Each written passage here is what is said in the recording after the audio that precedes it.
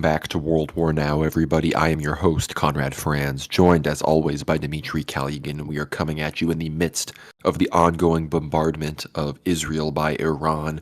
This is the first time Israel proper has been struck in this way. It's the first time Iran has struck Israel proper from within its borders, so this is never before seen territory that we're in right now, uncharted. So we're coming at you live in the midst of all of this. Things are going to be changing fast. So be sure to follow us on Telegram, World War Now Telly, and on X, World War Now _ to stay up to date with the latest updates of the ongoing Third World War, which appears to be becoming more and more obvious to more and more people around the world. So we're going to be discussing all of this, the future, other fronts, prophecies, things that are going on in the midst of this rapid escalation as it appears the U.S., as Joe Biden says, is being dragged into a war with Iran at the behest of Israel. So Dmitry, how are you doing? What are your thoughts in the midst of these unprecedented historic events?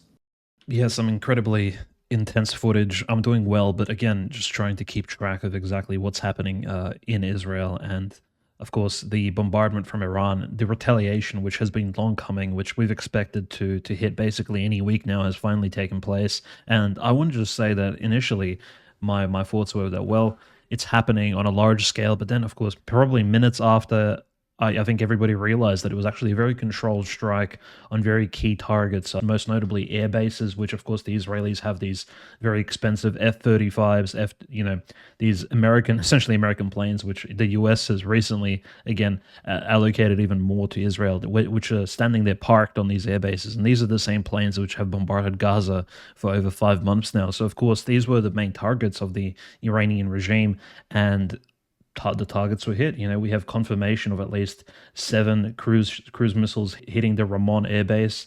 The Israeli base of Nevatim has essentially been set on fire. There's some distance shot footage by Palestinians as well as Israelis filming the base. Essentially, it's burning. We don't know what the damage was exactly, but we're talking about American taxpayer dollars as well as Israeli taxpayer dollars going up in flames. So Iran has been successful. Now, the attack itself, of course, took place just in the evening, Israeli Middle Eastern time. So it was very curious because it was a combination of cruise missiles, which are land-to-land, or you can say sea-to-land missiles, but they were shot from all over Iran, not just from one particular location, but from all of these secret bases. If you have a look at the map of Iran, the topography is quite interesting. They have mountains, valleys, and multiple military bases shot out these missiles at once, very long range. They fly hundreds of kilometers, set towards particular destinations, and many of them, of course, were shot down, right? There were hundreds of missiles shot at Israel all at once, probably in the span of a few hours, as well as long-range drones were also sent, Conrad, which was very curious, because you can imagine these drones flying across the entirety of Iraq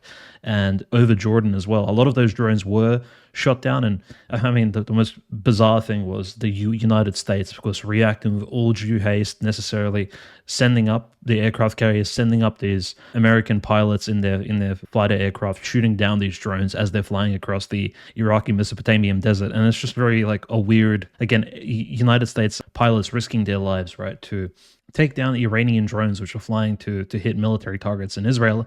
And the only, of course, incentive that Iran, of course, had initially was to stop the genocide in Gaza. But we have to call this a retaliatory strike, and Iran itself has called this a defensive measure in turn because of the strike that Israel, of course, undertook on their embassy and consulate in Syria, which killed at least 15 people, and which was a strike against the Iranian territory. Because as we know, in international law, and this is recognized by basically all sovereign states in the world, an embassy and a consulate, regardless of which country it's in, is, of course, the sovereign territory of that country to which it belongs. So, of course, that little piece of land, that real estate, belonged to Iran, and Israel indiscriminately bombed it just last week. So, of course, this was Iran's retaliation, and I would say it really came in force. You could see the footage was quite incredible. The airbase is burning, the missiles flying through the air, the Iron Dome reacting to the missiles, to the drones. Again, seeing Iranian drones flying over, the Jordan River, and you can see those, because it was already nighttime, so it was dark, and you can see those little lights in the sky, and the Iron Dome trying to shoot them down. Quite striking, apocalyptic footage, I want to say. So yeah, it's been an incredible, I would say, development, and the fact that finally a country has reacted, an official sort of recognized sovereign nation state, a power player in the region, has reacted to Israel's unmitigated and really unquestioned demoralizing genocide of the Palestinians is, I think, quite an act which brings hope that, well, there is still some humanity in the Middle East, there is some solidarity with the innocent Palestinian people.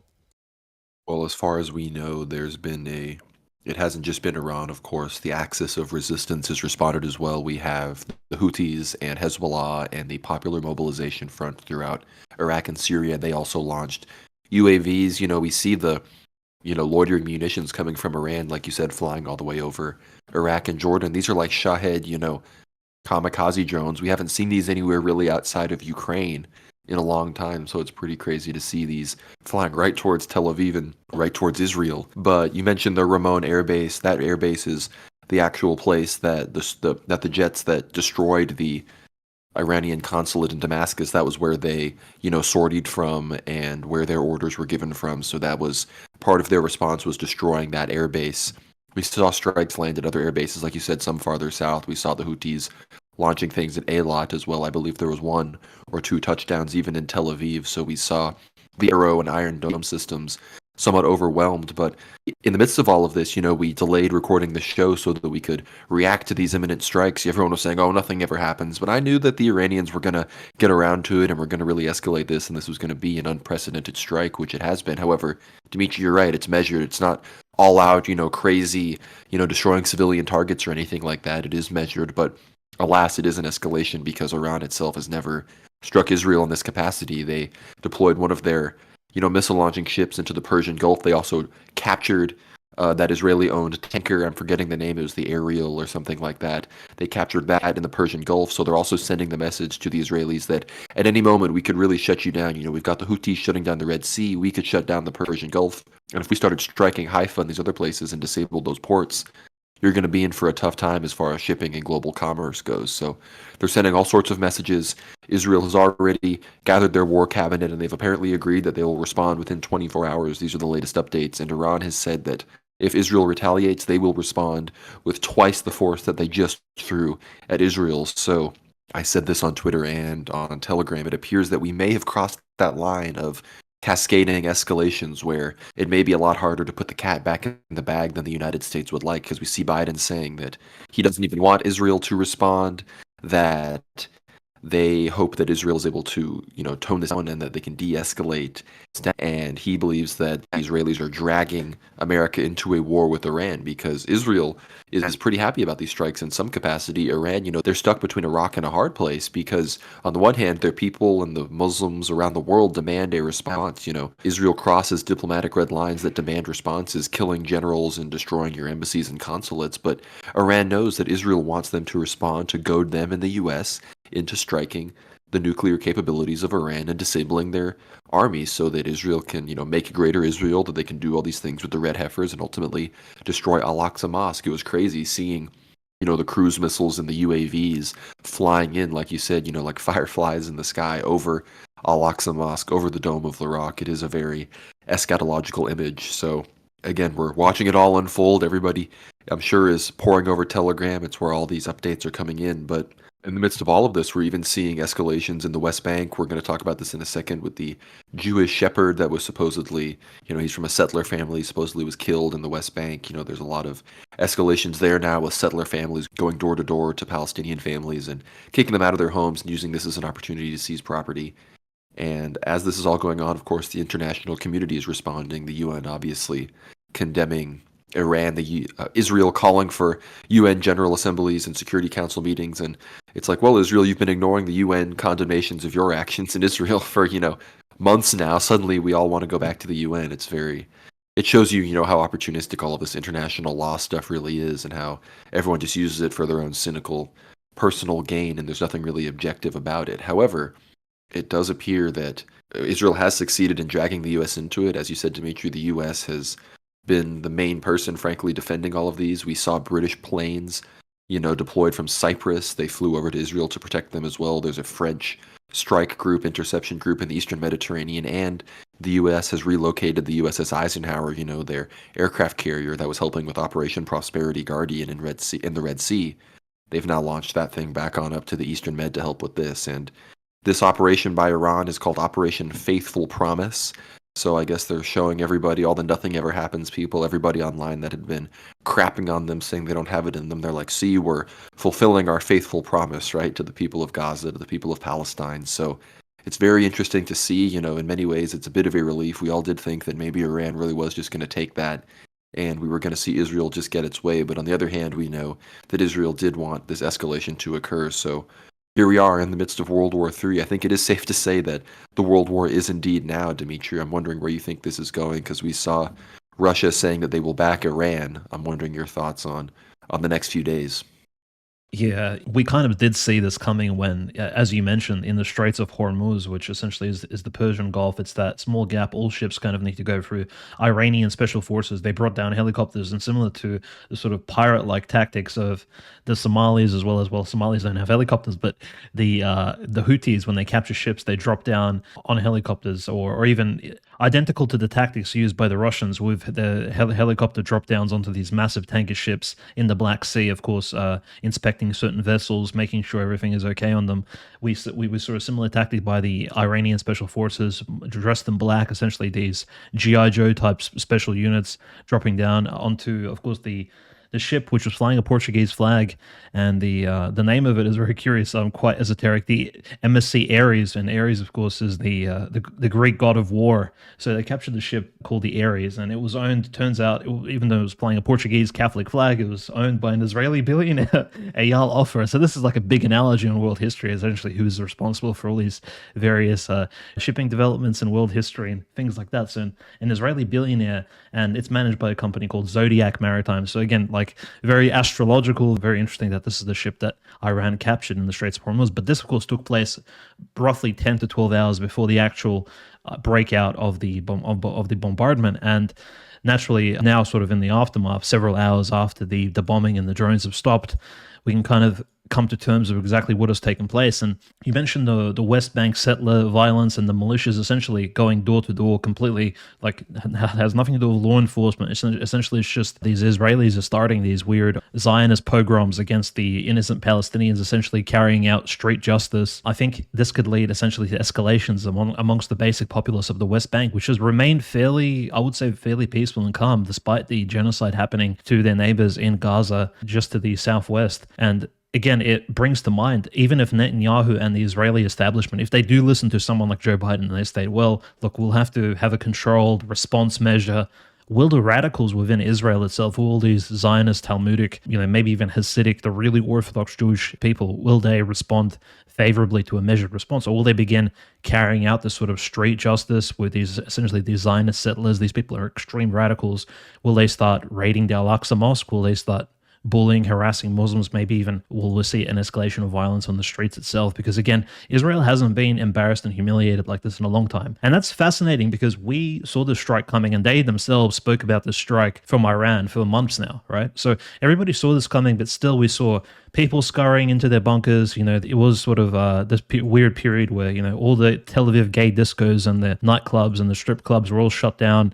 The Israelis were running across the street. The footage is really weird. They were all screaming as if they didn't expect something to take place after their relentless bombardment of Gaza for the last 5 to 6 months. It's like when you're living in a sort of warlike environment in a country which is carrying out the biggest genocide in perhaps the 21st century, right? If we don't count the war in Iraq and some of these other places, then surely you have some sort of conscious understanding that maybe now's not the time to participate in degenerate parties. But still, the Israeli citizens, you see them running across the street screaming. And regardless of all of this, Conrad, Iran did not touch a single civilian. We still have zero. I mean, there was a little Bedouin boy in the Negev desert who was allegedly hit, but that Bedouin boy, I believe, was Palestinian as well. He was hit by shrapnel. Apparently, he either passed or he's in medical care at the moment. But there is no footage. There's no even telephone footage of any Israeli citizens being hit or even hurt. So it seems the Iranian strike was so well controlled and so well measured that, in fact, it may have given less casualties to the Israelis than what the Israelis have done to Iran by bombing their Damascus consulate earlier last week. So, in fact, I would say Iran, and probably Iran understands this. They have the red heifers prepared. That is the Israeli Zionists. They have this weird ritual. They're essentially preparing for the apocalypse, preparing for the Antichrist. They actually want Iran to overreact. Perhaps they could blow up the Al-Aqsa mosque, as you've said. As a lot of people have said, use this as a false flag operation type strike, and essentially lead the world into this next apocalyptic stage of its history. And I think Iran understands this. They understand they're dealing with somebody who a country which is run by basically insane people who we've discussed over the last few months. They don't listen to international law. They don't listen to common sense.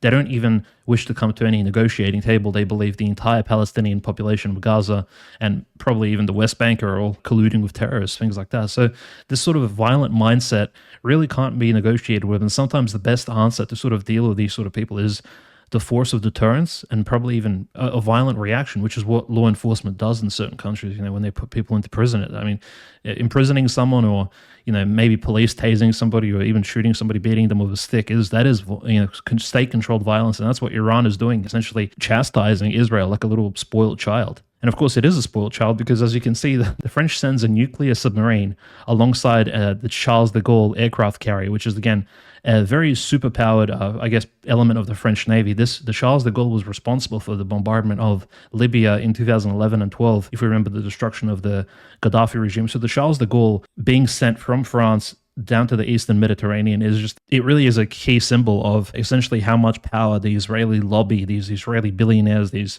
Jewish money really has over European interests. Like they can signal to an entire aircraft carrier fleet from France of all countries, not even the US or the UK, to come to their aid at the swing of a kipper, basically. And it doesn't bother anyone whatsoever that there's nuclear submarines in the Eastern Mediterranean, which are possibly ready to shoot their volleys at Iran at a moment's notice. So this sort of shilling for Israel by Western countries, especially in the media, people saying, well, if Israel is under attack, then the US is under attack. That's simply not the case. And I think people need to take a more balanced approach to this. I think people need to read a little bit, and they should have been reading about international relations. Then these are some of these weirdo warmongering journalists in the West. Because again, when a real war breaks out and Israel really felt the sort of a small segment of what a real war may be, it'll be quite destructive. And so diplomacy is the first step towards, of course, not taking a country into war. And this is something Israel has avoided for the last few months. And this is, of course, the consequence which led to what has taken place last night. And so what can I say? You can't really blame Iran for, of course, retaliating for Israel breaching and attacking its citizens, attacking its generals, its public servants. This is a normal and, I would say, balanced, well thought out strike by Iran. And I don't blame a country like Russia for even standing up. And its first reaction, the first Russian reaction was, if any country attacks Iran, Russia will support Iran. And Russia will, of course, defend the sovereignty of the Iranian state. Russia will not allow another Iraq war to take place, where Saddam Hussein was taken out and Iraq was sent essentially into what you can call the Stone Age, and it still kind of belongs there with these various ISIS roaming, marauding groups and various other Islamic extremists, especially controlling this Mesopotamian zone in the middle of the Middle East. So Russia won't allow Iran to be turned into this weird, chaotic Afghanistan 2.0. And it's a pretty strong statement by Russia. And I don't think Iran even warned Russia of these particular strikes. I think Iran took its own sort of measure here. And that's probably because I think Iran is really wary of exactly who in Russia is controlled fifth column and who exactly they can indicate certain secret messages to, because as we've seen, Russia has been torn apart by various acts of terrorism recently. So I think, and of course we know CIA spies are running around in Russia at the moment. We know they control there's SBU spies, there's CIA spies, there's weird killings going on, Prigozhin, Utkin, Daria Dugina, the Crocus City Hall. Russia is probably not the safest place information-wise. So if Iran wants to make a strike like this, they have to do it on their own with kind of informational, I would say, with the iron curtains of information down in this sort of cone of silence. So just a curious development. Hopefully it doesn't become an eye for an eye and a tooth for a tooth, this Old Testament style tit for tat, relentless sort of carrying out of revenge. But that's probably not what is going to happen, Conrad, because as we know, the Israelis at the moment, especially some members of their regime, are extremely bloodthirsty. So they're going to want to retaliate to sort of save face and to stop the embarrassment. Well, you mentioned Russia. I think there's already precedent. Of course, Iran is one of the main parties still sending Russia weapons openly with all of their, Shahed drones. They, of course, also allowed Russia to build those Shahed factories in Russia proper. So Russia has precedent to at least send Iran weapons and all these other things, let alone perhaps escalate the level of support lest they face a fairly extensive U.S.-Israeli response. But you mentioned the al-Aqsa potential and certain things going wrong there. This is from the Israeli media. Israeli groups are now organizing in the Yeshovim of Judea and Samaria in order to enter the al-Aqsa mosque tomorrow morning. So this is on the evening, of the strikes. The next day they want to go into al-Aqsa mosque and do some settler stuff and do some rabbinic rituals. Again, think about this from the perspective of the Israeli government. If the Israeli government wanted peace, if the Israeli government wanted de-escalation, would they let these settlers be storming al-Aqsa Mosque and doing the rituals just like they did right before October 7th? These people want escalation. These people want to usher in the end of the world. These people want to enslave the Goyim, and they want to do everything they can to get the U.S.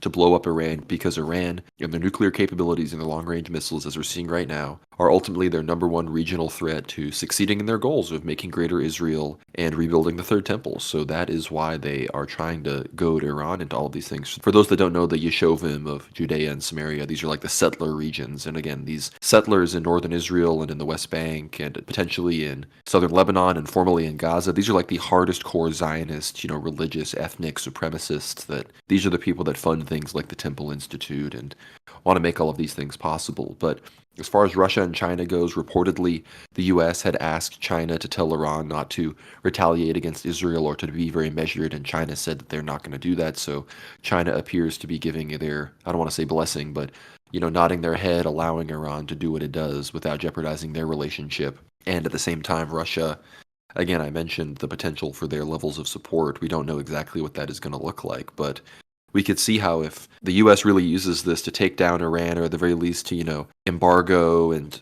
fully sanction Iran to the point where they help facilitate regime change. I mean, look, if that happens, we're going to see Syria broken into 2 or 3 countries. We're going to see Iraq broken down into 2 or 3 countries. Iran itself could be balkanized. We'd see some return of perhaps the corrupt monarchy that loves Israel, or perhaps some kind of even more democratized state against any kind of clerical state with the Ayatollahs completely removed from power. Because again, Iran isn't the most stable. We saw those huge protests generated from the Kurdish region with the whole women's rights thing over the woman supposedly killed by the morality police due to her not wearing the hijab. All these sorts of things can be used, especially if food and supply chains get disrupted, because Iran, sure, they have access to the Persian Gulf and they're close to the Caspian Sea and have some rivers and some of these things, but their navy is not as strong because they're ultimately a land-based power, and they are able to be sort of cut off from the global supply chain due to the mountainous nature and the limited coastline that they do have. So it's something that they're really going to have to deal with. And in the face of all of this, though, of course, Metropolitan Neophytos forever vindicated, the real reason we did World War now is because, his wisdom and his predictions and his knowledge of the prophecies of St. Porphyrios, St. Paisios, Elder Joseph of Vatopedi, Elder Ephraim of Arizona, and he has been talking about these escalations with Iran very quickly. Of course, Zhirinovsky as well, the clips have been going around that from 2019 when he predicted that, of course, Russia will go into Ukraine, but then after a few years in 2024, everyone will forget about Russia and Ukraine because of Iran and Israel. That will be what pops off. And Metropolitan Neophytos, who has said that we're already in World War III, we're already well into it. They're just not saying it publicly, and it's just happening. But the news isn't calling it what it was called, back in the day during the World Wars. He said that a turning point in the midst of all of that will be the U.S. and Israel striking Iran's capabilities. And we're waiting for Israel's response, and obviously that would be a really dramatic escalation if that's what Israel did, but it is not outside of the realm of possibility that Israel would strike Iran's capabilities, its nuclear capabilities, in response to this strike. I mean, we are in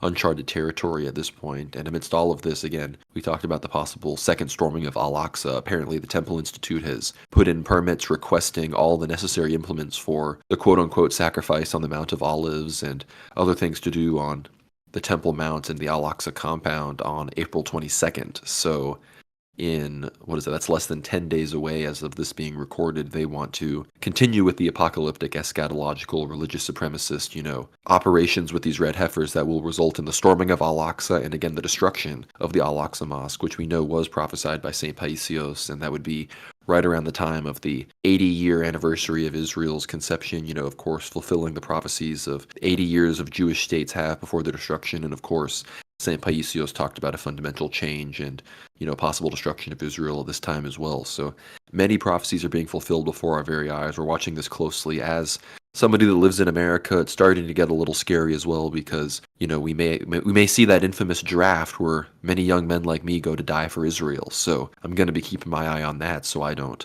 fall prey to such a horrible thing. But World War III truly is here. So, WWN, we don't like to see it. It's some horrible tragedies happening around the world, but The vindication, it is there. Some people are real haters. Just a few days ago, I was seeing people online hating, saying, "Oh, people always saying stuff's going to happen. People saying it's World War III, but nothing happens." It's look, we're not just saying this because we want it to be. We're listening to the prophecies. We're seeing what wise people are saying, and this is what's going down. So, Dimitri, I'm wondering your thoughts. Of course, if Russia responded strongly to a strike against Iran, I mean, obviously people see how this turns into World War III, but in many ways, depending on what happens with Erdogan, I really do see how this could set the stage with Azerbaijan, because there was the rumor that one of Iran's responses, and this could still be in their deck, as it were, if things escalate, that they were actually going to strike the Israeli embassy in Baku in Azerbaijan, which we know that besides Israel, Azerbaijan is one of Iran's major ops, as you could say, and of course a very close ally of Israel. And we, of course, also know that Turkey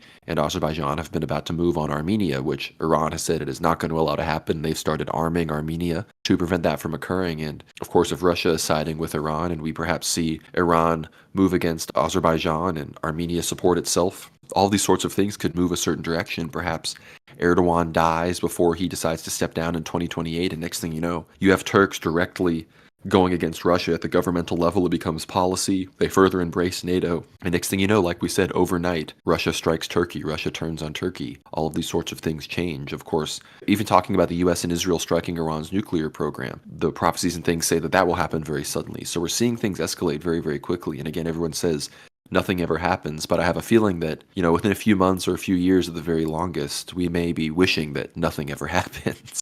No, absolutely. And it's not like, we actually are excited by the news, but I think more importantly, it's somebody is there, such as, of course, us, as well as some of the great listeners who keep providing us information and kind of feeding us these various stories which require coverage.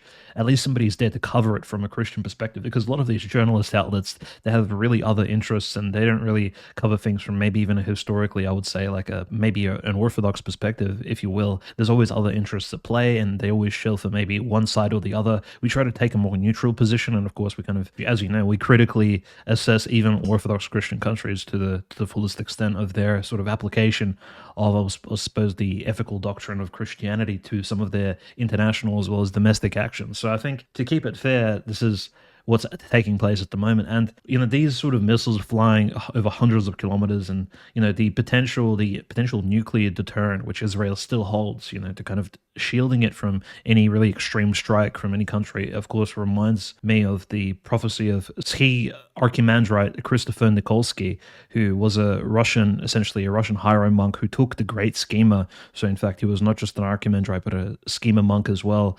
And Father Christopher lived between 1905 and 1996, just south of Moscow in a small town of Tula, where he looked after a monastery. And sometime during the Soviet Union, he prophesied, and he was very clairvoyant, a very wise elder, but also a very good administrator. He prophesied, and I'll just read exactly what he said. He stated, "The Third World War will be for extermination. Very few people will remain on Earth. Russia will become the center of the war, a very fast missile war, after which everything will be poisoned several meters into the ground. And for those who remain alive, it will be very difficult, because the Earth itself will no longer be able to bear fruit." So he said this, I believe, in the 1970s and 80s, which was, already past the point of no return in the kind of Cold War. And it's just a very solemn, clairvoyant statement that we should not really look forward to what's about to take place, and now's the time of preparation. But moving on to, I guess, the broader discussion here, we've spoken about the potential Azerbaijani thorn in the side of Iran and Persia for a long time. Azerbaijan could become the Ukraine of Iran, and, the potential that Turkey, as well as NATO, the US, and even Israel could use Azerbaijan against the Iranian interests and could even power up, essentially boost up Azerbaijani spirits, morale, weapons, and then force them against Iran. This is a real scenario which I think is being gamed out on the broader stage, I think, behind closed doors, between these NATO specialists and all these various covert think tanks. And this just to remind all the listeners and viewers that the Treaty of Turkmenchai, which took place between Russia and Persia in February of 1828, essentially cut the Azeri population in half. So you can almost say a third of all Azerbaijani Azeri Turkic people live in Iran today. They've, of course, they've Persified, so to speak. They've become assimilated into Iranian culture, but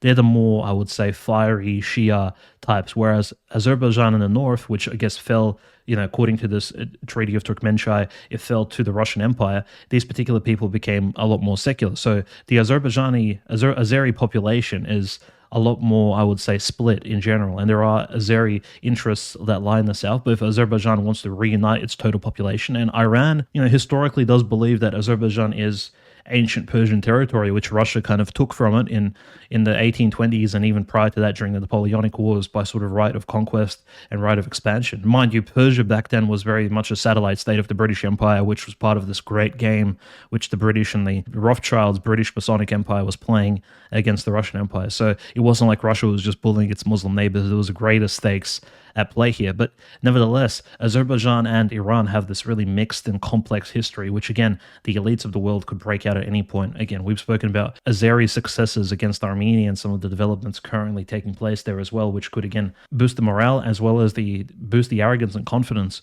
of Azerbaijan to perhaps act in the future as, a potential strike front against Iran if things really get out of control, and if the US and somehow the Biden administration forces an Iraq War 2.0 in Iran and coordinates a massive strike against the Iranian territory, if they feel like they can handle it, and if they feel that Russia will simply not react. Because again, we've spoken about Russia being bogged down somewhat in Ukraine, right, Conrad? And Russia, sure, it makes these statements such as it will support Dodik, it'll support Vucic, it'll support the sovereignty of Iran, but can it actually carry out those promises? And I think that's the massive test here.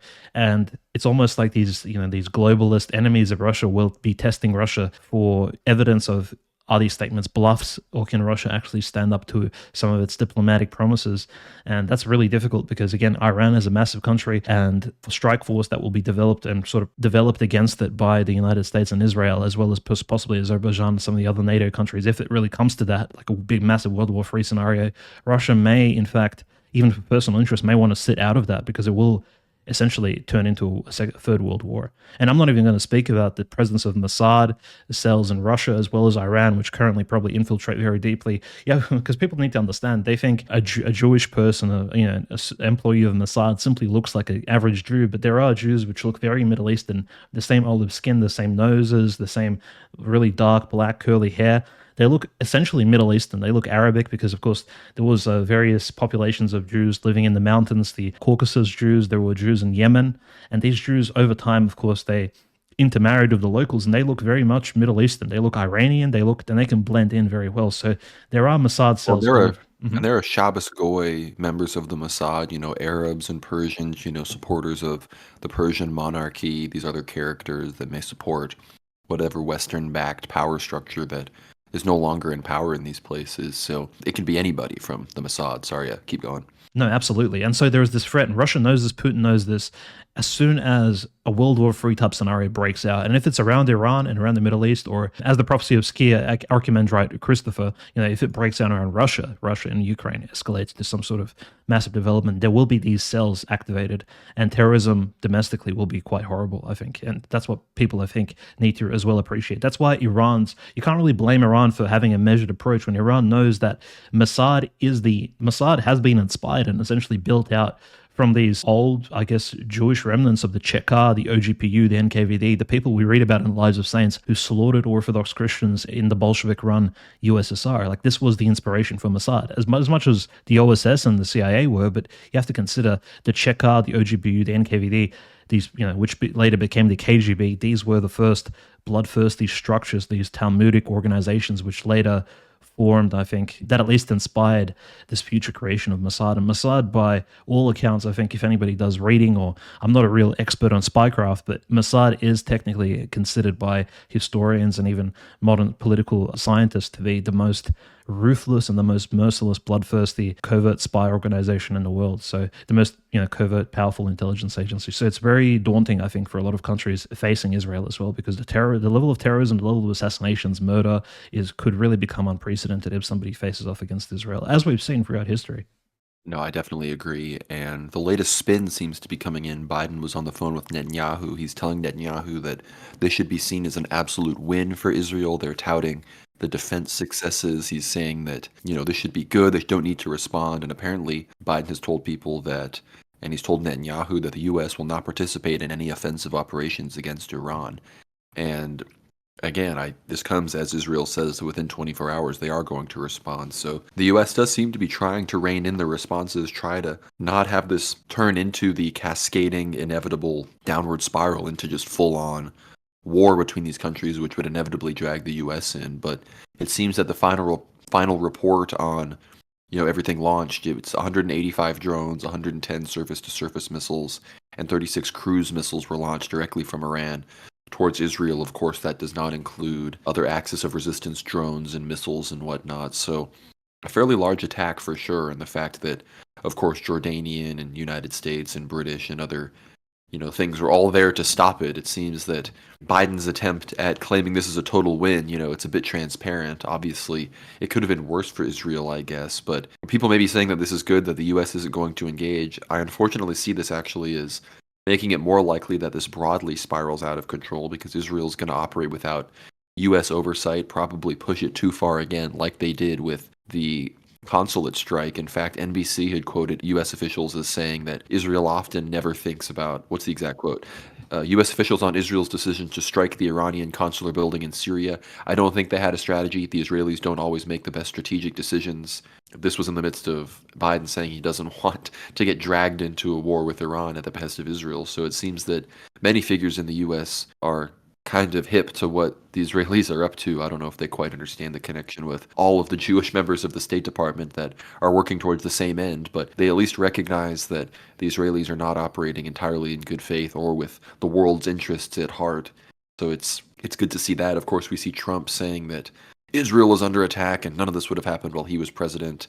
While at the same time, he's also responding positively to people at his rallies chanting Genocide Joe. So I don't know exactly what genocide they're referencing because, of course, there's the Gaza genocide that Joe is overseeing. There's also the white genocide that Joe is overseeing, with the open southern border. So I don't know exactly what the Trump people were referencing, but it does appear that Biden is trying his best to temper Israel's response. But I don't know. I mean, Dimitri, I'm wondering your thoughts. What do you think Israel is actually going to do? And in that regard, how do you think that over the next year or so this could reverberate? You already talked about Armenia, Azerbaijan, but of course with Turkey and everything, and even relating to Russia, Ukraine, how do you think this could have reverberations across those fronts?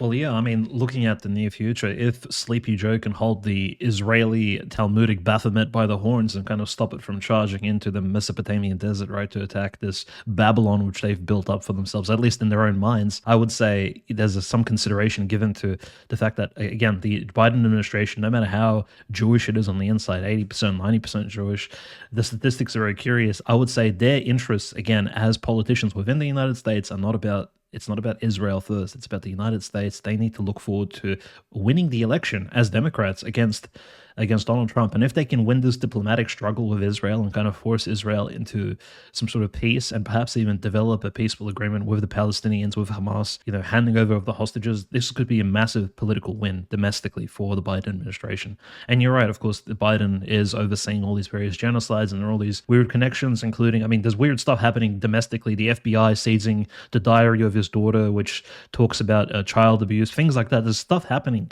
internally in America as well, which is very curious. Speaks about the corruption of the Biden regime, how it's all internally controlled, which probably is what happens in various countries. Again, it took place in the Soviet Union with all these various Chabad, Talmudic, Bolshevik connections. But how can this develop? Well, I think we saw this in mainstream media. The Ukrainian side of people, NATO, the Ukrainian regime, Zelensky's regime, the Chabad over there are in full support of Israel. They're just condemning Iran. They're stating Israel should nuke Iran, wipe it off the face of the earth. So the bloodthirsty Ukrainian weird liberal Banderite section of that regime is really trying to agitate for a war. And I think they're doing that so that Israel can so the attention can shift back onto them, because the Ukrainian regime at the moment, after 2 years of, really intense warfare, it only lives and it only, I suppose, continues its life on this sort of saline drip of Western aid. And if that suddenly starts flowing into Israel instead of Ukraine, so in sort of full-time speed, then of course the Ukrainian regime was full fall. The quick consideration I wanted to give was that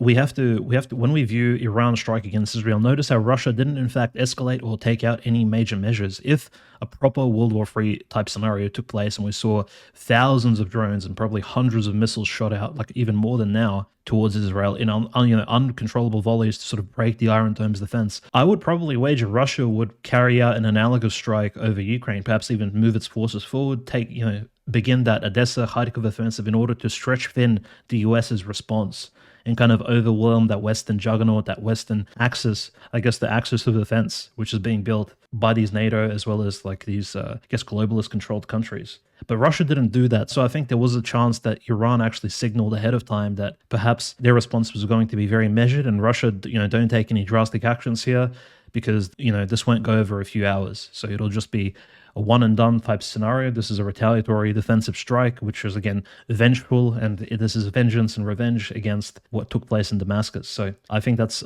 something we need to consider. The fact that Russia simply did not respond to this particular offensive. It's quite curious. I think people need to take that into account. In terms of Turkey and Greece, I think it's the same sort of scenario. If a World War III scenario breaks out over Mesopotamia in Iran, will Turkey break off and strike against, do something in Cyprus? Will it strike out against Greece? I think all those possibilities are open. Azerbaijan will most certainly, take sort of lead. And if Azerbaijan isn't used against Iran, it could always be carrying out its own interests and actually start a fresh campaign against Armenia and perhaps take more of the territory which it deems to be historically Azeri Turkic territory, which again, it isn't. A lot of that territory is historically Armenian, but these people think very differently. They have a different view of history. Every country changes its opinion on historical geopolitics and has a different view. But I think those are some of the considerations. That's how the dominoes begin to fall, Conrad. And I think you would agree that as soon as one country really goes in against another, there will be this retaliatory strike elsewhere in the world, and the dominoes will fall. Eventually, we'll see the Chinese amphibian and air and land as well as by sea invasion of Taiwan, which eventually will culminate into this sort of complete global overreach of war. And the economic markets, like we saw the price of gold and silver as well as Bitcoin, cryptocurrencies plummet over this offensive. We're going to see the prices of crude oil rise, the prices of petrol, energy rise. It'll be, even for countries unaffected, say you live in like northern Canada somewhere, in some peaceful little village, or you live in Alaska, even if none of the missile strikes hit you, you will still feel the economic pressure of what is taking place. So I would say possibly worth, stocking up on certain, food supplies, maybe getting petrol into your car before it's too expensive, because again, we don't know if Sleepy Joe will hold Israel back over the next 48 hours. There's a high percentage chance that they will in fact retaliate, and this will escalate into further back and forth strikes of revenge of one country against the other. No, you're totally right about, the responses and how Russia and these other places, they didn't immediately respond per se, but there are all sorts of different fronts where we could see the U.S., stretched thin so that Iran would be able to survive in the event of an attack from Israel. But again, that's full-on World War III, allied Axis groups forming, possible treaties signed and everything. Of course, NATO and these other treaties are what is ultimately going to cause this to go a certain direction. And of course, America's blank check that they've written to Israel is what's getting us here. But, you mentioned Cyprus, you mentioned the potentiality of movement there. We've seen ironically, some escalations from, the Northern Cyprus authorities. Previous episodes, we've talked about what appears to be Azerbaijan moving to recognize Northern Cyprus. And of course, Cyprus is also occupied not just by Turks, not just by Greeks and the Republic of Cyprus, but two huge British military bases where planes are launched to defend Israel. And at the same time, Northern Cyprus is full of Jewish Israeli land buyers who go there to buy property and land. And in many ways, maybe Northern Cyprus, some people want that to be there's New Heavenly Jerusalem, and then there's the backup New Heavenly Jerusalem, in Northern Cyprus with their fellow, Turkic, people, if you're into the whole Khazaria thing. But the leader of the occupied territory of Cyprus, the Northern Cyprus, as it's called, the occupied territories by, the Greek Cypriots. The leader of this guy, Ersin Tatar, he warned on Friday that one small mistake could turn Cyprus into a new Gaza. This guy's name is Tatar, which is kind of funny. He is not internationally recognized as a head of state, of course, but he suggested that Azerbaijan, Bangladesh, and Pakistan might soon recognize the northern part of the island. I don't know how true the Bangladesh and Pakistan claims are. I know Azerbaijan, the other stuff might be wishful thinking.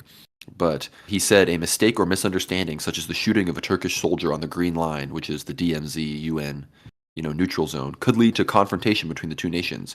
If you shoot a Turkish soldier, there will be 10,000 soldiers on the ground. Tatar stressed the need for calm and reason, saying the Turkish Cypriots have the support of 85 million Turks who are just 40 miles away. He expressed concern about potential escalation, citing examples such as the Gaza Strip, Ukraine, and Bosnia.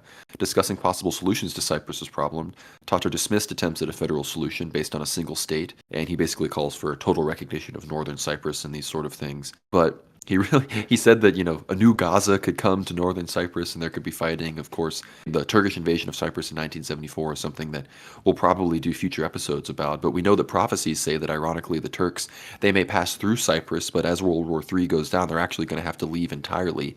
And we know they're going to move on Crete and Rhodes and Lemnos and some of these other islands, most likely for a few days as things escalate. And I could very much see a number of paths as this Iran situation escalates with Azerbaijan and Armenia, and then Russia's involvement, how this could escalate to that being a real possibility, in Greece even getting involved in this. Of course, ironically, Erdogan is one of the main people holding this back right now, as he's kind of maintaining the support for Hamas while also counter-signaling against Israel, while still boosting ties with Azerbaijan and northern Cyprus, who are both close allies of Israel. So it's a very interesting situation, to say the least. But Dimitri, unless you have anything else on that situation overall, I want to get your thoughts on Russia and Ukraine. Of course, we know about Russia and Ukraine's kind of sides on this. Ukraine generally siding with Israel, obviously. Jewish president, Russia siding with Palestine, and now Iran, of course, their much stronger ally.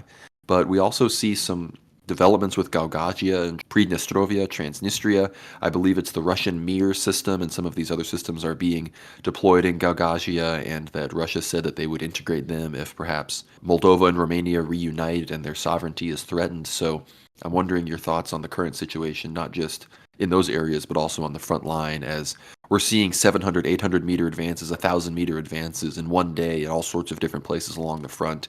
And Syrskyi himself, the head of the Ukrainian military, is saying that it's really not looking good across the front line. So, wondering your thoughts on that, unless, of course, you have any final words on the northern Cyprus and eastern Med situation. No, I think some of the developments in Ukraine have been very favorable towards Russia.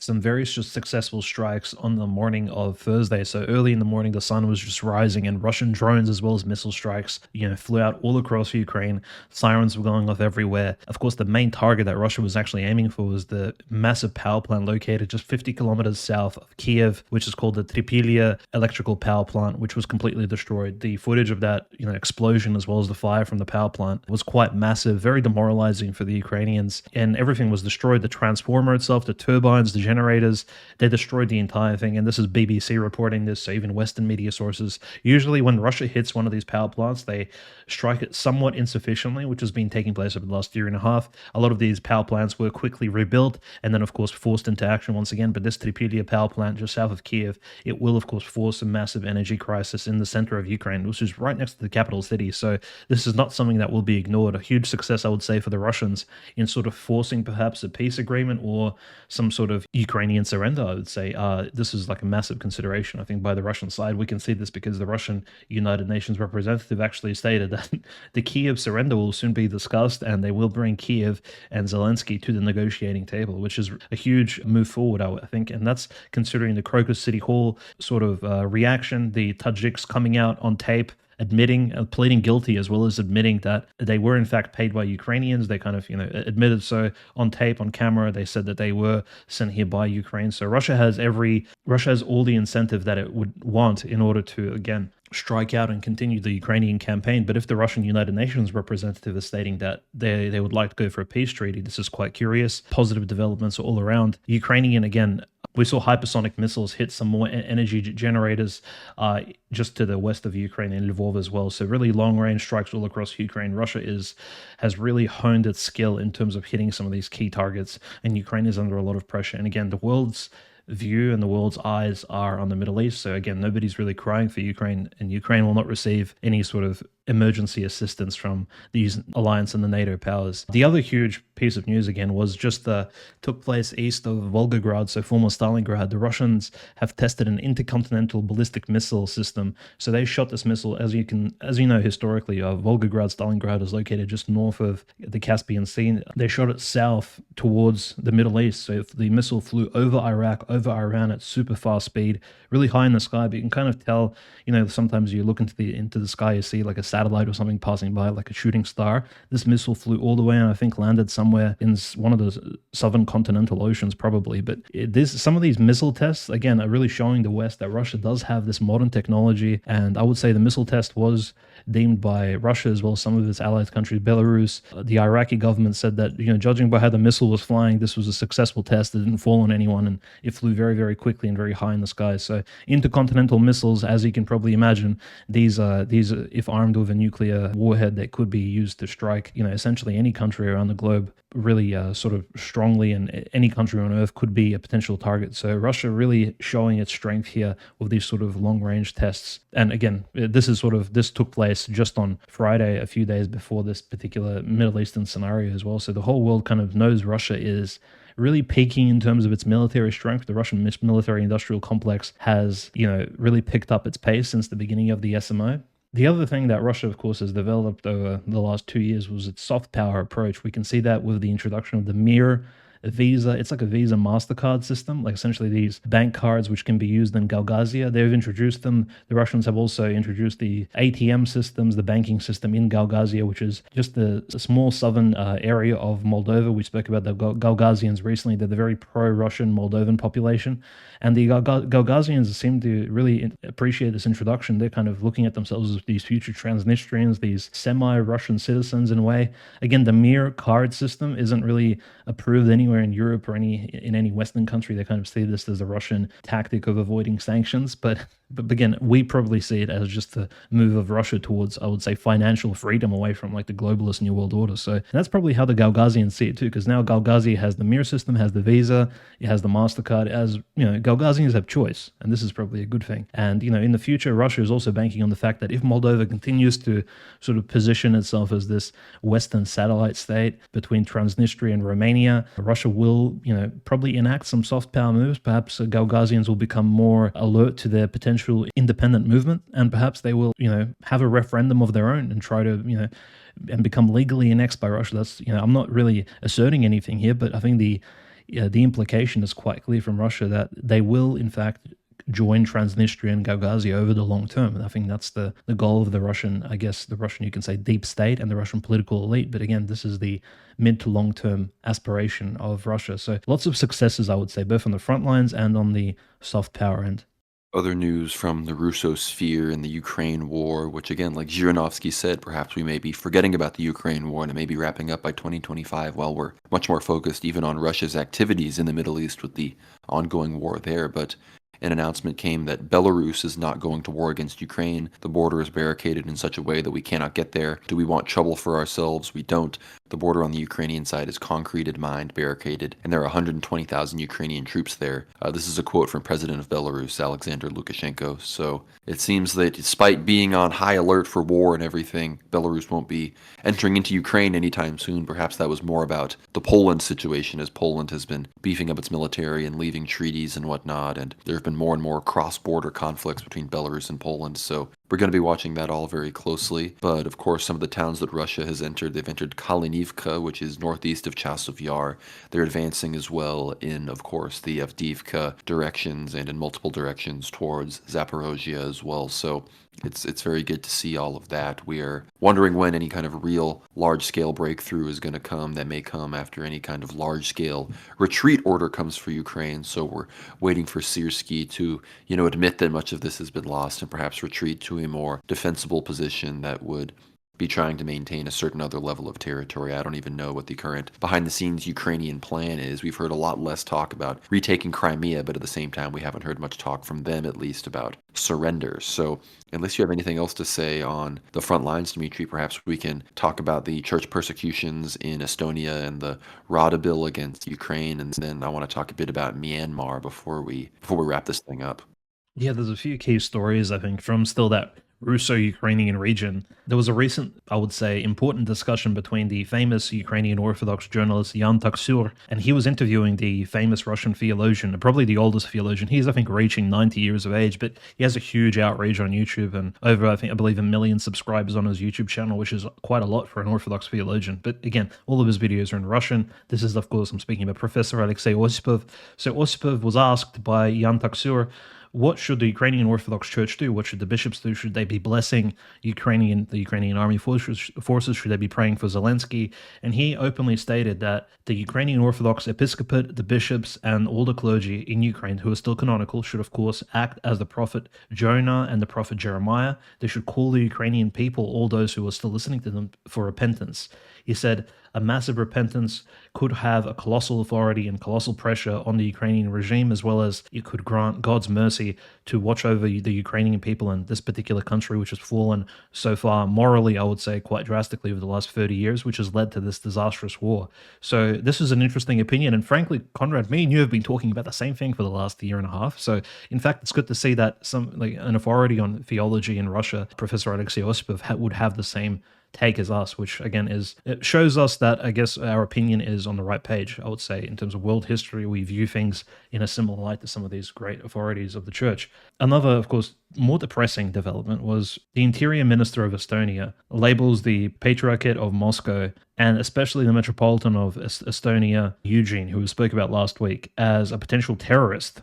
And the entire Russian Orthodox Church, for that matter, in Estonia, which of course makes up the only canonical jurisdiction of Estonia. I wouldn't count the ecumenical patriarchates, several parishes, as canonical over there, but they would label the Estonian government, if of course the Minister of Internal Affairs of Estonia, if his decision goes through, they would label the Russian Church as a terrorist organization. And he, of course, states this because apparently the Russian Church is somehow supporting the SMO. Apparently it's calling for bloodshed, calling for Ukraine to be completely annexed and taken over, when in fact it isn't doing that. It's simply blessing the Russian soldiers and the Russian people who are fighting in this particular operation and war. The Russian Church really doesn't make any decisions. The clergy don't make any decisions as to which army goes in or which fleet strikes with what kind of missiles. Those decisions are made by Orthodox laity. The Church only confesses, blesses laity, and sort of guides them on the right direction from a Christian perspective. Of course, the minister of Estonia, who's probably a Catholic or even worse, an atheist, probably doesn't understand these nuances. So again, and it's interesting because he's a member of the cabinet. He's a minister of the interior. He's not just a random politician in the Estonian parliament. So a person of such authority calling for the banning of an Orthodox church in one of the Baltic countries, not sure, Conrad, it could escalate into a potential pro-Orthodox maybe operation in Estonia, perhaps. Again, Estonia is a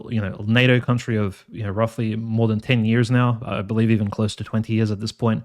So it's quite a prominent sort of ally of that globalist regime which we spoke about earlier. But then again, if it does continue the persecution of the Orthodox Church, perhaps it will be a call to action for both Belarus and Russia to sort of take action on that particular front. And another, I guess, positive story from Lugansk. In Lugansk, there was a massive blessing of new Cossack recruits, new Cossack forces. The blessing took place near the Saint Prince of Alexander Nevsky Cathedral in the capital of Lugansk, which is, Lugansk itself, the People's Republic. The Metropolitan Panteleimon was there, and the Cossacks essentially took an oath. They promised before God on their conscience to defend the Holy Russian Orthodox Church, the native homeland, so Lugansk and Russia, and their Cossack traditions.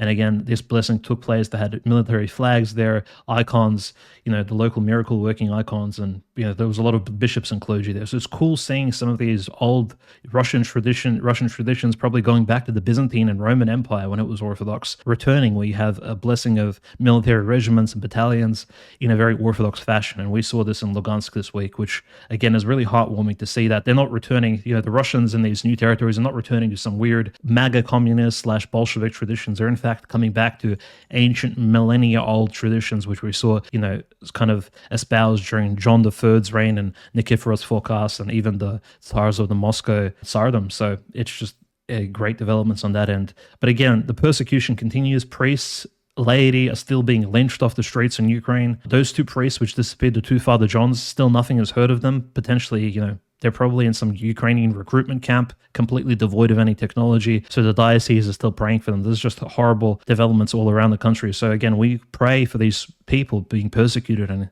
we hope that Russia does act eventually and either forces Ukraine into a subordinate position so that it can sign a peace treaty, which again saves the Orthodox Church from persecution, or perhaps Ukraine will, as a state and as a sovereign nation state, simply needs to disappear off the face of the earth and kind of be reclaimed as the Russian territory, which it was historically over the last, I would say, 800 plus years. Yeah, there's an update actually from Israel, from The Economist. It says Israel has already informed the Americans and governments in the region that its response is inevitable. Its military options include launching drones at Iran and long-range airstrikes on Iran, possibly on military bases or nuclear installations. it is less likely that Israel would launch missiles from its submarines, which are reserved for the most serious confrontations. So, of course, the Rothschild-owned economists, they're going to have a pretty good insight into what Israel is actually going to do, so I take that as a valuable source. But the prophecies seem to be potentially about to be fulfilled. It appears that, like I said, it's on the table for Israel to escalate and immediately strike nuclear capabilities. I would have assumed that we'd get one or two more tit for tats before perhaps that was on the table, but that's not how the Jews play. You know, they like to take the whole pie when they can, so they may go for broke on this and strike those nuclear capabilities. But I wanted to quickly talk about Myanmar. I know it's not the most exciting thing that everybody's talking about, but this is World War now, and I believe that this war truly is global, and that means that despite Middle East and Ukraine, the sides in this war may not be in alliances with each other, formally making each of these fronts part of the quote unquote same war. In many unspoken ways and ideological ways and economic and geopolitical factional ways, they are connected. Each side kind of falls on one side of the growing multipolar divide, and the rebellion against the junta in Myanmar is escalating. This is about the Battle of Mayawadi, which as of now is the largest city in Myanmar to have fallen to the resistance. Specifically, it is the PDF, which is the People's Defense Forces, and the KNLA, which represent the Karen minority group people, which is one of the many minorities that have formed militias in Myanmar, former occupied Burma. But the details are as follows. Karen resistance forces flood into the city. The remaining junta troops hold out underneath the Friendship Bridge on the Thai border. This city, it's got about 200,000 people in its urban metropolitan area, and it's right on the border with Thailand. It's the second busiest port of entry between Myanmar and Thailand along their pretty massive border. And it says that the troops have basically retreated to that border, and they're neither fighting nor surrendering. And 5 months after the start of some of these operations and the capture of 50 plus towns, the resistance, this is their most significant victory. So pretty big update in the war against the junta in Myanmar, which is sort of understood to be backed by China. It's actually much more thoroughly backed by Russia. Russia has very close military ties with the junta and everything. So perhaps if Russia wraps up Ukraine in 2025, they wouldn't just be helping Iran. Perhaps they would be helping the junta reclaim some of its territory and some of these towns which are being taken by. The thing with the Myanmar resistance is there's so many different groups, and some of those groups have outside support from all sorts of different parties. So Myanmar is really fighting a multifaceted war from all sorts of different ethnic groups and ideologies. So we're going to be watching that closely, obviously. And one of the other things, this is a more interesting positive update. I got to talk about something that's going on in Greece with a beloved saint, Saint John the Russian. And there are many traditions in Greece of saints who, they have their shoes changed. I think of Dionysios of Zakynthos, who, every few years they have to change his shoes because he gets up and walks around, at night across the island and whatnot. And St. John the Russian, every 20, 25 years or so, his vestments are changed to a different color of sorts. And this is a translation of an article. It says that the vestments of St. John the Russian, they're to be changed after 20 years as requested by him. There are already 35 letters from believers that have been sent to the church, and they say that the saint appeared to them and asked them to change his vestments and to make them white. This year marks the centenary of the arrival and stay of the incorruptible and miraculous holy relics of St. John the Russian in Prokopi from Prokopi in Cappadocia. Now, the saint requests every 20 years that his holy vestments be changed, and this year that time has come. He appears to believers living in different places and asks for a specific color. Father John Marcos tells the source that there are already 35 letters from believers, and again, they report that the color will be changed to white, and once they have been changed, the previous vestments are cut into pieces and handed to the faithful who arrive from all parts of the world as blessings. So, fantastic story. It appears that St. John the Russian, who is a wonderful saint showing the, enduring Orthodox relationship between the Orthodox Greek and Russian people. But there are also rumors that this changing of the color to white in many ways symbolizes the preparation for the deliverance of the Hagia Sophia from the Turks. So perhaps some of these prophecies that seem a little bit far afield from the immediate situation at hand, like we said before with some of our situational analysis, perhaps some of those things may be occurring sooner rather than later as this cascading domino effect between Iran and Israel and Russia and, even China in some capacity is unfolding before our very eyes. And another big thing about St. John the Russian that is super relevant to this episode specifically in current world events is that Metropolitan Neophytos has recounted many stories from his spiritual fathers, St. Iakovos, St. Paisios, St. Porphyrios, and specifically St. Iakovos actually had St. John the Russian appear to him near the end of his life and discuss World War III with him. He actually said St. John the Russian had appeared to St. Iakovos, I believe it was actually in the altar, and he says to the future Saint Iakovos, this is Saint John the Russian. The pilgrims are many, Father Iakovos, but the faithful are only a few. The world is full of impiety, immorality, and unfaithfulness. For this world to be fixed, there must be a war. And this is in the context of talking about the strikes that Israel will do on Iran's nuclear program. He says the question must be why God allowed for a third world war to start. The Ukrainian issue is a part of the third world war, not the beginning. Neither is it the end. Are you not worried about Israel? Worry more about it, about Israel and Persia. So these are the things Metropolitan Theophitos has been warning about, and it seems that St. John the Russian has gotten another sign and that his vestments are being changed, and just like he warned St. Iakovos of this third world war, maybe some of these prophecies about Hagia Sophia are about to be fulfilled. Dimitri, unless you have anything to say on this potential reaction from Israel and the nuclear strike, I think we actually have an update on our good friend Igor Strelkov.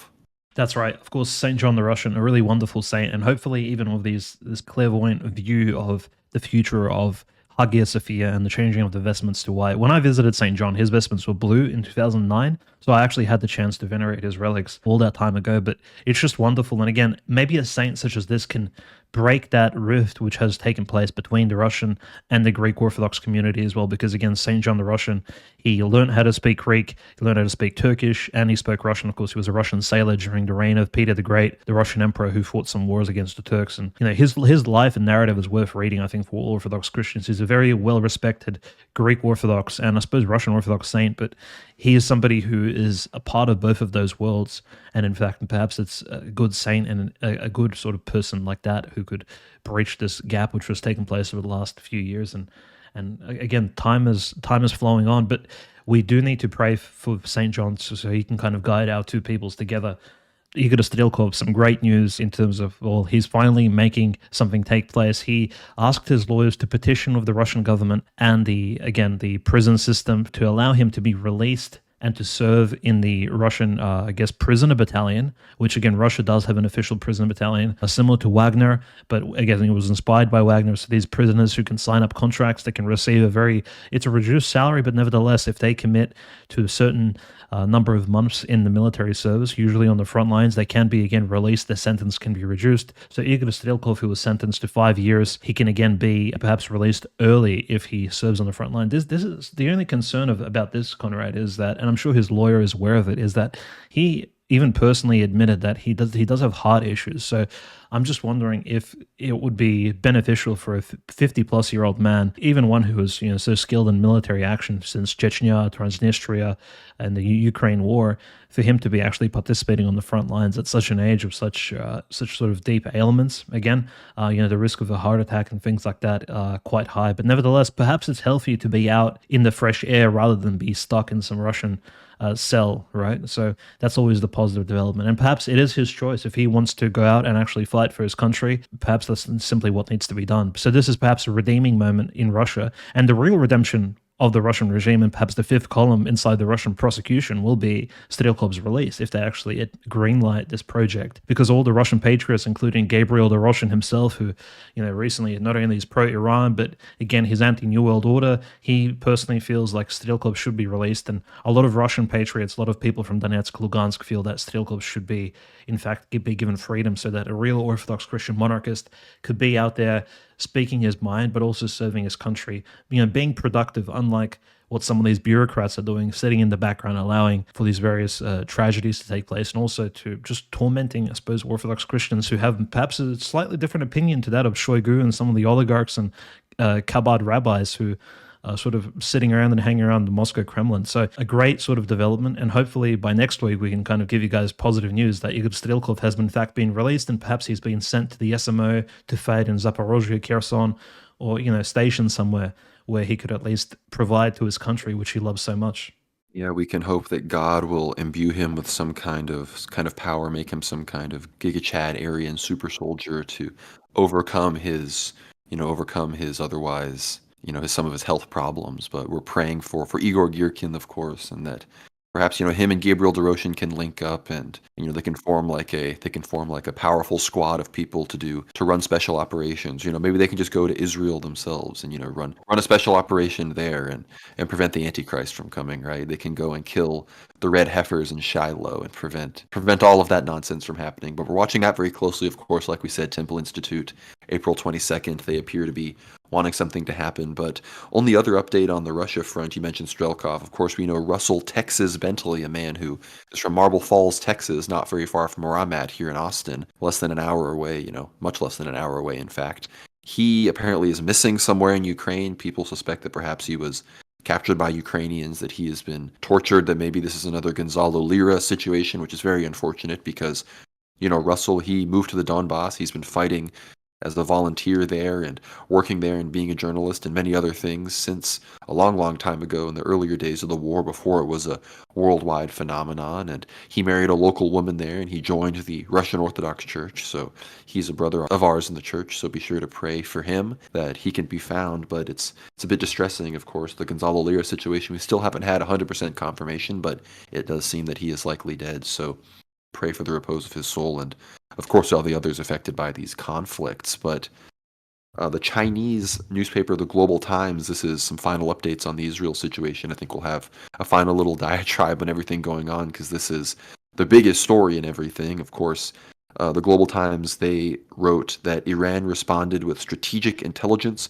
with missiles and drones, successfully destroying major military targets in Israel. And Israel is in scare quotes. I don't know if that's from the original Global Times article or if that's an editorial from the Telegram that I'm reading, but it appears that the Chinese state line is that Iran acted appropriately, that they targeted military targets, and that they strategically used intelligence in a way that was, I guess, in line with some kind of international understanding of just war and whatnot. So there is the UN meeting tomorrow, or rather, I think on Sunday or Monday, whenever this is being recorded, and it seems that Russia and China are both siding with Iran, so any kind of definitive condemnation is likely going to be unlikely because that's two major Security Council members right there. So Iran does have powerful support. Obviously, they've been generally condemned, but it appears that the escalation once again is in the court of Israel, which is how they like it. They always like playing on their court, and it seems that they are probably going to escalate this thing. So obviously in the comments, we would love to hear all of y'all's thoughts, Substack or YouTube. So let us know what you think is going to happen, if you have any insights or if you have any prophetic things in the church that you've heard about regarding these events that maybe we are unaware of. We, of course, like to consider ourselves very educated in that regard. But Dimitri, do you have any thoughts? I mean, on how this could escalate, on what's coming next, on a reaction to any of the things that have happened? It's all very surreal, frankly. It is surreal, and I would say the other surreal element of this is the various lies being perpetrated. So, even Benjamin Netanyahu tweeting on X, messaging, he stated, "We intercepted, we blocked, and together we will win." Not even commenting on the fact that certain missiles actually pierced the dome of Israel's defense and actually hit their targets. Like the two air bases were in fact hit. There were probably Israeli airplanes which were downed and destroyed. And some of these, this was a failure of the Iron Dome of Israel to defend its citizens, and this is something he needs to contend with. And perhaps this is an element that should lead him towards peace. Like this is an aspect of consideration he needs to take into account. The other thing was, of course, various Hebrew media sources are claiming that not a single drone or cruise missile managed to infiltrate Israeli airspace. And this news story came out only 10 minutes ago. So we see lies of all sorts. People are trying to frame the situation into their favor. But perhaps if Israel does have this weird bravado and it's stating that, well, we successfully blocked and retaliated any Iranian strikes, maybe this is their out.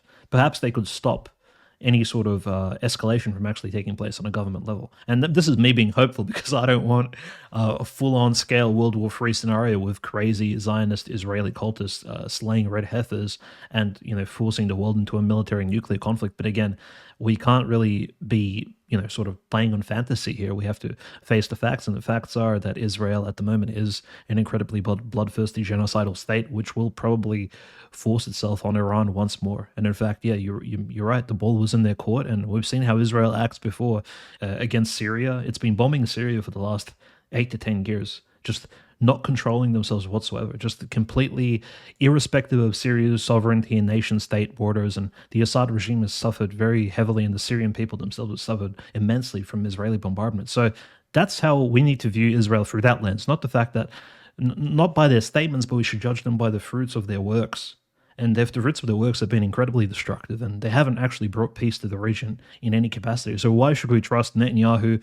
Why should we trust the defense minister of Israel and the Hebrew media, which is was promoting genocide a few months ago, now apparently is stating that everything is good, we don't really have to react? I don't necessarily believe them, and I don't think anybody should either. I think we should take this with a grain of salt.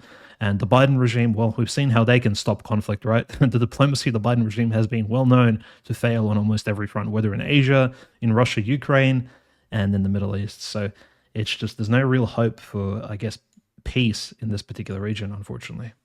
Yeah, we're hearing of conversations between Yoav Gallant and Lloyd Austin, and it appears that there is this strike is going to come, and they're claiming that 99% of attacks were intercepted. Of course, that's very unlikely to be true. They're gonna try to they're gonna play this game of trying to act as if they're perfectly strong and didn't face any kind of incursion or attack, while at the same time hyping up the attack and saying, "Oh, this is another October 7th, and we're gonna go in and it's another Shoah. We need to defend ourselves."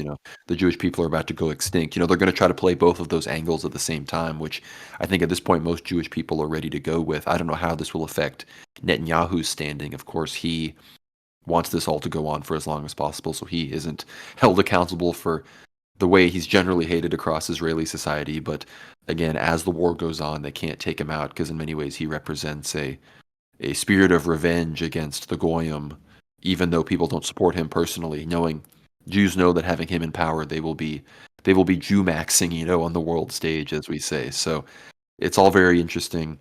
Of course, we are hoping that any holy sites in the Holy Land are protected in the midst of all of this. We heard 3 civilians killed in Jordan as some debris fell, and people are saying, "Look, Iran is horrible." It's like, well, frankly, no offense, Jordan, but if you didn't allow American air bases to scramble and shoot down those drones yourselves, they probably would have just flown right over into Israel. So, don't try to blame the Iranians too much for that. Of course, Iran asked Kuwait, Jordan, Iraq, these other countries to tell the U.S. not to have the U.S. bases within those countries participate in any kind of response. It appears Biden is actually abiding by that. So that is Iran and Biden trying to prevent escalation. But, the Jews, that's what they want. So my prediction at the end of the show here is that the Jews are going to take this to the next level, and that the ball may be out of anybody's court, and the cascading descent into a fully recognized and realized World War III situation that will likely come to encompass the situation in Ukraine, the situation in the Caucasus, the situation in the Balkans, and then ultimately even the situation